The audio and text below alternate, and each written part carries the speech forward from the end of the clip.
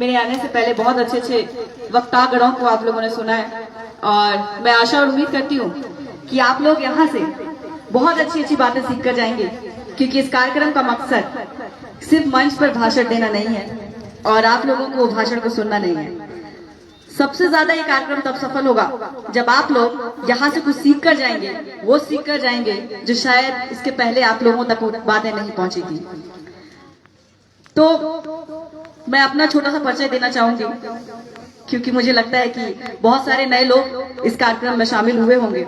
तो मैं संगीता प्रेमशाह मरावी डिंडौरी जिले के ग्राम पंचायत मनेरी की सरपंच हूँ और इसके पहले मैं मीडिया से असिस्टेंट प्रोफेसर रह चुकी हूँ और इस समाज के लिए दादा हीरा सिंह मरकाम के जो आंदोलन है गोंडवाना समग्र क्रांति आंदोलन, उसके लिए मैंने वो पद छोड़ा है और आप सबके लिए, आप सबकी सेवा के लिए मैं आज आप सभी के सामने हूँ और मैं कुछ हद तक कर रही हूँ।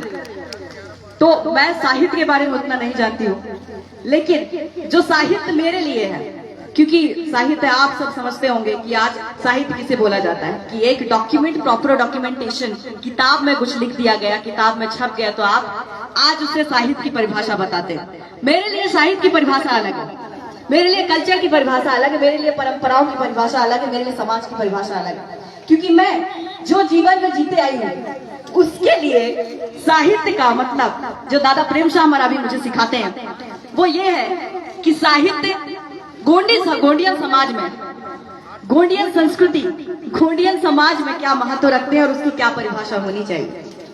हमेशा कहा जाता है कि आपके जो आदिवासी समाज है गोंडियन समाज है ना। अब इसको कॉन्ट्राडिक्टरी मत मानिएगा, कुछ लोग ऑब्जेक्शन लेंगे कि वो आदिवासी भी कह रहे हैं और गोंडियन संस्कृति भी कह रहे हैं और आदिवासी संस्कृति भी कह रहे हैं। तो इनको जिसको जो अच्छा लगे उसमें से चुन लीजिए। आदिवासी अच्छा लगे आदिवासी मान लीजिए, गोंड अच्छा लगे, गोंडियन संस्कृति अच्छा लगे तो उससे मान लीजिए, लेकिन इनसे बातों में शब्दों में आप लोगों को एक दूसरे से अलग नहीं होना है ना।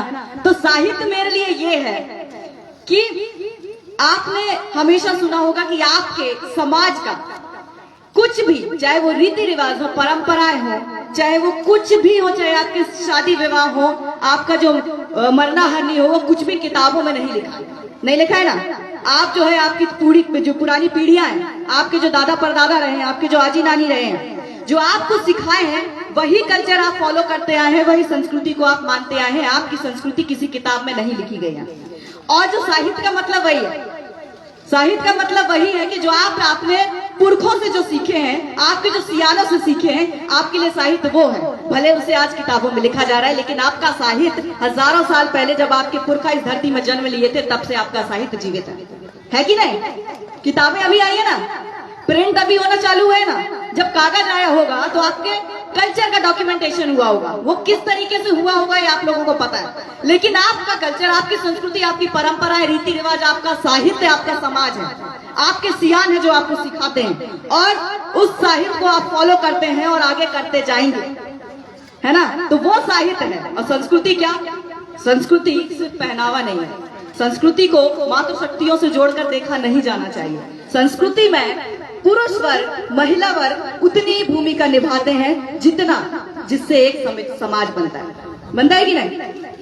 मातृशक्ति, पितृशक्ति जब आप आपके समाज को पूरा करते हैं तो संस्कृति भी आपके दोनों वर्गों को देखा जाना चाहिए, आपके दोनों वर्गों से उसको परिभाषित किया जाना चाहिए कि नहीं।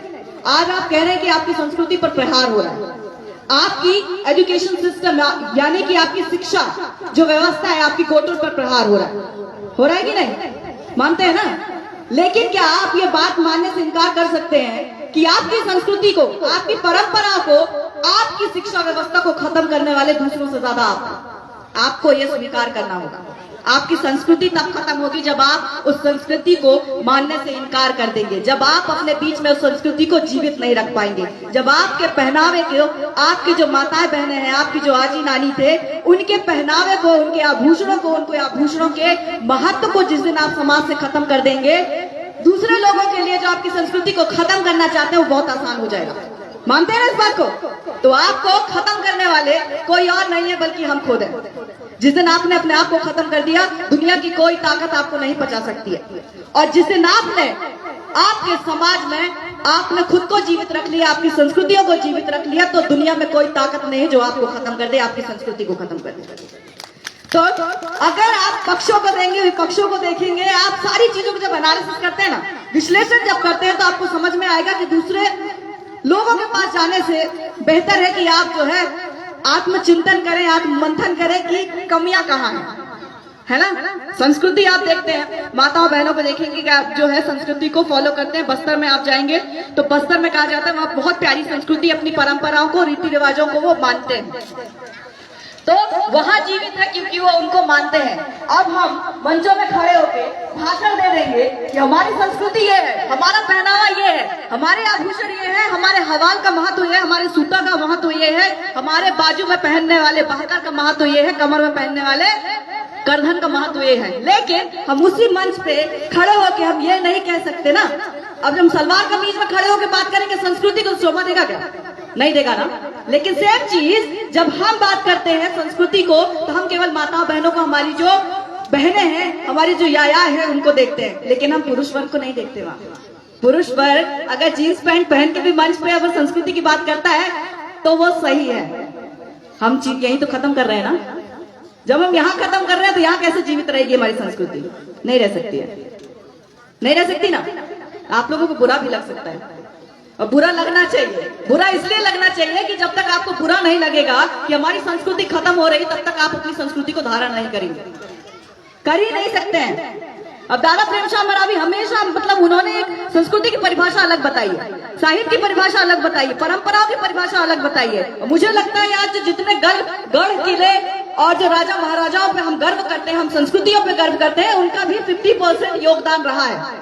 क्योंकि गीतों के माध्यम से, गायनों के माध्यम से जिस कल्चर की बात करते हैं, जिस परंपराओं की बात करते हैं, वो परंपराएं आपके जो आजी नानी है उनके गीतों में, आपके जो सियान है उनके कर्मा नृत्य, सेला नृत्य में, और उसको वो गीतों के माध्यम से आप सभी के बीच में रखते हैं। मुझे लगता है आप लोग इससे बहुत ज्यादा रूबरू होंगे, है ना।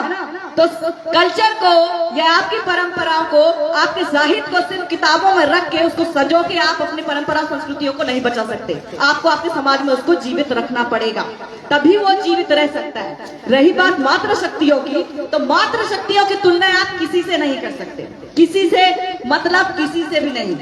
उनकी जैसी शक्ति कोई और नहीं है। मैं एक उदाहरण, एक किस्सा सुनाऊंगी आप लोगों को। हम यहाँ जितने मंच पे लोग बैठे हुए हैं ना, जितनी मात्र शक्तियां बैठी हुई है, आपको ये लगता होगा कि ये मात्र शक्तियां बहुत ही ज्यादा मजबूत है और उनका कमजोर कोई पक्ष नहीं है, या फिर आपका जो पुरुष वर्ग है, आपका समाज जो है, वो इनका बहुत साथ देता है, इसलिए आज ये मंच पर बैठी है। ऐसा है क्या? नहीं। जितना आपको जिस मंच पर बैठकर ये इतने मजबूत है, उनको कमजोर करने वाले लोग भी आपके समाज में। मैं इसलिए ये वाक्य बता रही हूँ क्योंकि मैं जब नौकरी छोड़कर आई थी अपनी पंचायत में, तो लोग उस समय जब मैं चुनाव लड़ रही तो वो चुनाव किसी विधानसभा लोकसभा से कम नहीं था। वो इसलिए नहीं था क्योंकि सारी शक्तियां, चाहे वो जनपद स्तर से जिला स्तर पर ही क्यों ना हो, पूरी शक्तियां मेरे खिलाफ खड़ी थी। वो नहीं चाहते थे कि पंचायत में ये लड़की चुनाव जीत कर आए, क्योंकि उन्हें पता था कि शायद कुछ ना कुछ जो अनैतिक कार्य हो रहे हैं वो बंद हो सकते हैं, है ना। तो आपको हराने के लिए शक्तियां तो खड़ी रहेंगी, लेकिन आपको इसलिए भी हराया जाएगा क्योंकि कोई महिला मजबूत नहीं होनी चाहिए आपके समाज में, क्योंकि बहुत मजबूत महिलाओं को भी आपके समाज में स्वीकार नहीं किया जाता। इस बात को भी आपको समझना पड़ेगा।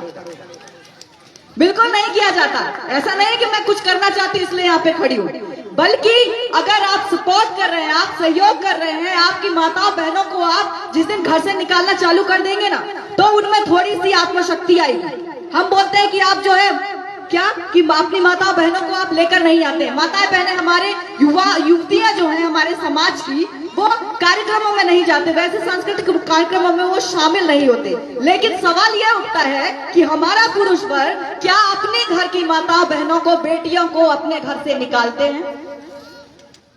निकालते हैं क्या? हम समाज से उम्मीद लगाए बैठे हैं कि वो अपने घर से अपनी माताओं बहनों को लेकर आएंगे, वो अपने बहन बेटियों को लेकर आएंगे, लेकिन क्या वही हम अपने घर की माताओं बहनों को, बेटियों को लेकर आते हैं कार्यक्रमों में? हम यही तो फेल हो गए ना। फेल हो गए कि नहीं? तो हम यही कमजोर हो जाते हैं। और जब हम बात करते हैं मातृशक्तियों की मजबूती की, तो अभी जब चुनाव लड़ते समय भी मेरा जिस तरीके से लोगों ने प्रचार प्रसार किया, खैर वो जो प्रचार प्रसार मेरे विरोध में किया गया उतनी ज्यादा मजबूत होती गई मैं। और आज भी चुनाव जीतने के बाद भी आप लोगों ने पिछले साल हम लोगों ने बोला था कि अगर गोंडवाना गणतंत्र पार्टी का एक विधायक हो जाता है तो वो काफी है, और आप लोगों ने माननीय तुलेश्वर सिंह मरकाम मोहम्मद जी को विधायक बनाए, उसके लिए बहुत बहुत बधाई। क्योंकि एक भी बहुत शक्तिशाली होता है कि नहीं, लेकिन हमारी जो चुनौतियां हैं वो यही से चालू होती है। आप जीत गए तो आप इस उम्मीद में कभी मत रहना कि आपने सही व्यक्ति को जिताया है तो उसके पीछे गलत शक्तियां नहीं पड़ी। उसको जीतने के बाद उसको ये कोशिश करी जाती है कि वो काम वो ना कर पाए जिस काम को करने के लिए वो वहां पर आए हुए। मेरे पीछे अभी भी वैसी शक्तियां हैं, मैं ये खुले मंच से बोलती हूँ।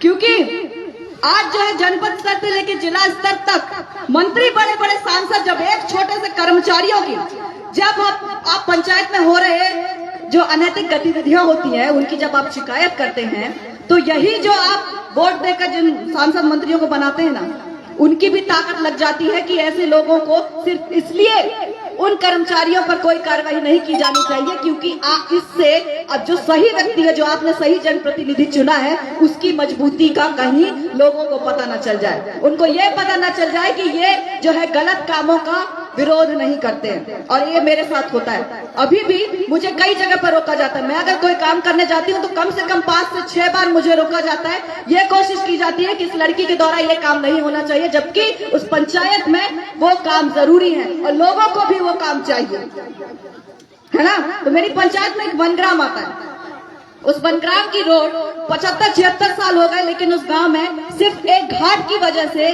उस गांव में जितने भी काम होने थे वो रुक जाते थे। उस गांव के बच्चे स्कूल नहीं जा पाते थे बरसात में, क्योंकि 3 किलोमीटर का उनको रास्ता पार करना था और एक घाट पड़ता था जिस घाट में कभी गाड़ियां नहीं उतर पाती थी। और आज 1.5 साल के अंदर उस गाँव की मैंने वो घाट को कटाकर एक रोड बनवाया। तो मेरे लिए ये जरूरी है कि उस पंचायत में क्या जरूरी है ना।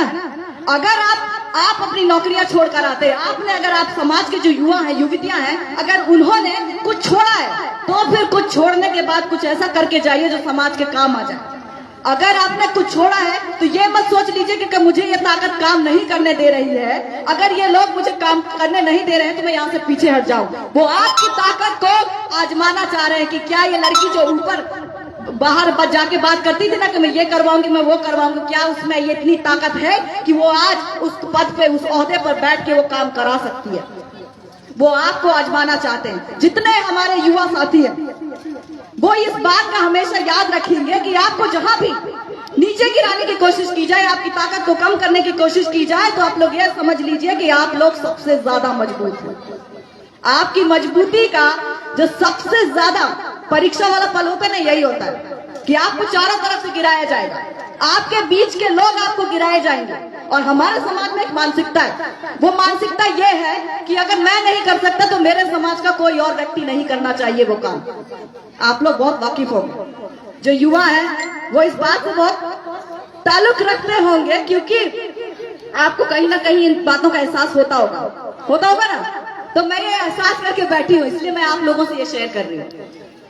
आपकी शक्तियों को कमजोर करने वाला कोई और नहीं, आपके बीच के लोग होते हैं। और जब इन्हीं शक्तियों को कमजोर करने की बात होती है तो उसमें एक और चीज होती है जिसमें नारी शक्ति कहा जाता है ना। तो आपकी नारी शक्ति पता है, इसलिए नहीं कहा जाता कि आप मजबूत हैं, इसलिए भी कहा जाता है कि आपकी हर शक्ति का हर क्षण परीक्षण लिया जाता है।